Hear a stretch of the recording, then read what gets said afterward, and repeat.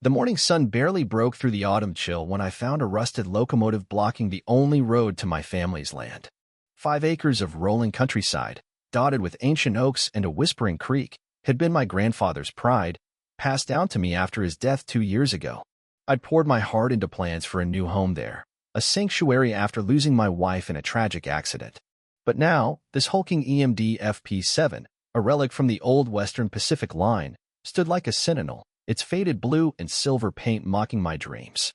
Standing beside it was Margaret Collins, president of the Greenview Homeowners Association, her smug smile as sharp as the boundary map she waved in my face. "This land belongs to the HOA now," she declared, her voice thick with triumph. "Accept it, or face the consequences." Little did she know, the train she thought was her weapon held a secret my grandfather had buried, a secret that would unravel her empire with a single signature. The land wasn't just dirt to me. It was a legacy, a piece of my grandfather, Henry Carter, a retired railroad engineer who'd worked these tracks for decades. I'd spent months clearing brush, sketching blueprints, and sinking thousands into permits. So when an official-looking envelope arrived, stamped with "Notice of Violation" in bold red, I was stunned. The Greenview HOA claimed my land as their own, demanding I halt all construction. My deed, meticulously checked, showed no HOA jurisdiction. Yet, there was Margaret, flanked by her lawyer, Richard Hayes, a retired attorney with a nervous twitch in his fingers. "Your plans violate our aesthetic standards," she said, unfurling a map that falsely marked my property as a community amenities area. Richard added, "Fines of $250 a day are accruing until you comply." Their confidence was unnerving, but Richard's shifty eyes betrayed a crack in their armor. Fury drove me to act. That evening, I called Walter Reed, my grandfather's old railroad buddy. Over coffee, his sharp eyes darkened as I described the train engine 512, Henry's old locomotive. "That map's a fake," Walter growled. "They pulled this stunt years ago with another family. Your grandfather was clever, always 3 steps ahead." He slid me a brass key, worn smooth, tagged Western Pacific Records, Section 9, and a yellowed map. "Check the archives. Henry left something for you." That night, I pored over Henry's papers, a 1953 land deal, dense with talk of easements and trackage rights. A photo showed him beside engine 512, his hand on its steel like an old friend, the same oaks in the background, younger but unmistakable. His words from a childhood walk echoed, "This land is freedom, James. Never forget that." The next day, I dug deeper. Greenview was a pristine subdivision, 300 homes with identical lawns and suffocating Rolesno mailbox straight from beige. Talking to residents, I met Sarah Mitchell, a journalist with a knack for unearthing secrets. She'd been tracking Margaret's reign of terror, fines for wrong-colored flower pots, harassment over kids' toys, even a veteran slapped with a $500 penalty for an unapproved flagpole. "She put a lien on his house," Sarah whispered, showing me records of shady HOA acquisitions. My land, marked Project Rail Corridor, was their latest target. Sarah revealed Margaret's past, her family's farm lost to foreclosure when she was a teen, fueling her obsession with control. "She's become the predator she despised," Sarah said. The HOA's pressure mounted. A purchase agreement offered pennies on the dollar, laced with clauses giving them immediate access and a gag order. Richard called, his tone icy. "We have resources you can't match. Are you ready for this fight?" Then, an elderly neighbor, glancing nervously, hinted at old no-building signs along the tracks, erased when the HOA redrew maps.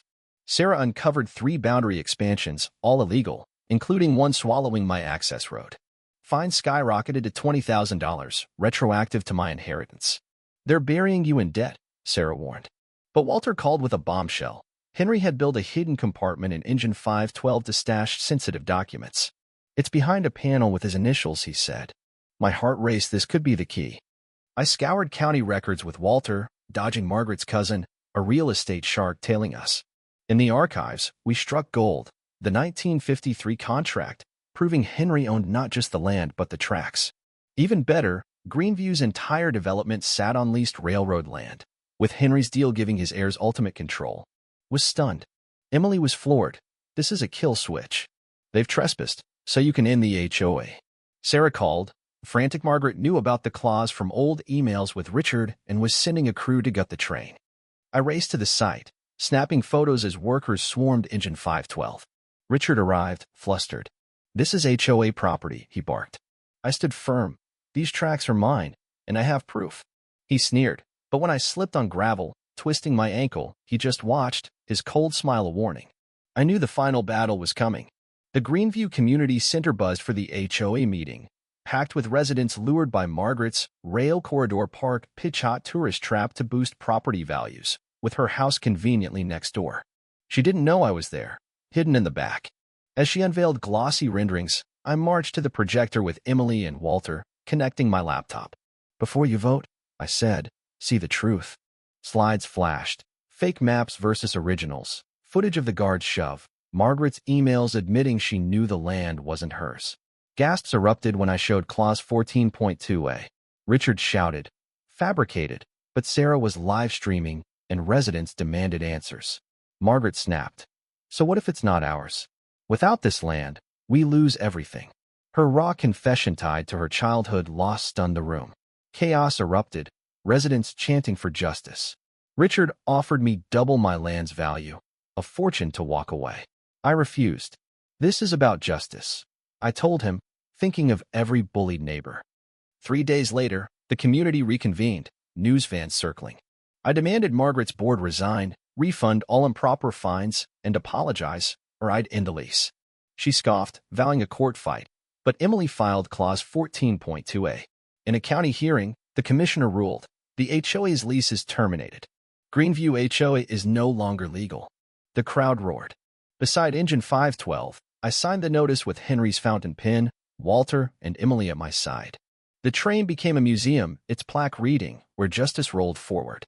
Margaret fled amid lawsuits. Richard slunk to obscurity. I built my home, a track tie above the door, a nod to Henry's words, "Never let them take what's yours." At a picnic a year later, a new resident asked if dissolving the HOA was worth the chaos. I looked at free neighbors, vibrant gardens, kids playing without fear. "It didn't collapse because of me," I said. "It fell when they picked the wrong fight." Engine 512 now greets me daily, a testament that justice, though delayed, can't be derailed. Was it worth it, or did it tear too much apart? The answer lies in the land, still free, still ours. The morning sun barely broke through the autumn chill when I found a rusted locomotive blocking the only road to my family's land. 5 acres of rolling countryside, dotted with ancient oaks and a whispering creek, had been my grandfather's pride, passed down to me after his death 2 years ago. I'd poured my heart into plans for a new home there, a sanctuary after losing my wife in a tragic accident. But now, this hulking EMD FP7, a relic from the old Western Pacific line, stood like a sentinel, its faded blue and silver paint mocking my dreams. Standing beside it was Margaret Collins, president of the Greenview Homeowners Association, her smug smile as sharp as the boundary map she waved in my face. "This land belongs to the HOA now," she declared, her voice thick with triumph. "Accept it, or face the consequences." Little did she know, the train she thought was her weapon held a secret my grandfather had buried, a secret that would unravel